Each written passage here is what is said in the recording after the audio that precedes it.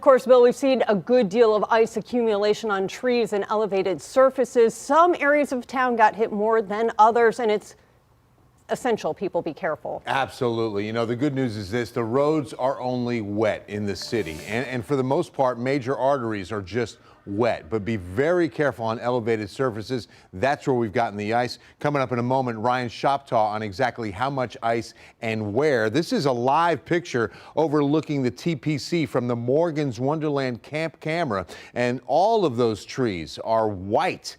I know you've seen this all across the area. A light drizzle at the airport and 34, but it feels like 27. The key is that we're at 34 and we're above freezing here in the city, but not in Helotes, not in Bernie. In fact, Bandera just below freezing at 31. So some spots are in jeopardy of more ice accumulation.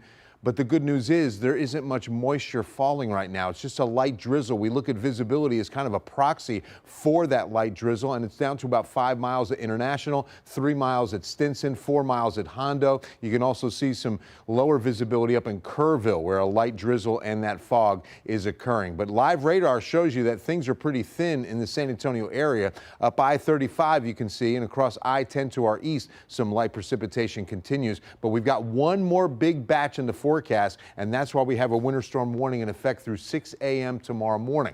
Coming up, the future model on exactly when that next batch moves in. But for now, let's talk about precipitation and how much we've accumulated. Meteorologist Ryan Shoptaw in studio. Ryan? Yeah, during the winter months, Bill, we forecast different types of winter precipitation: snow, sleet, and freezing rain. And every few years, we'll see snow here in South Texas, but it's not very often. Freezing rain, on the other hand, is the most common type during the winter, and it is the most treacherous of them all.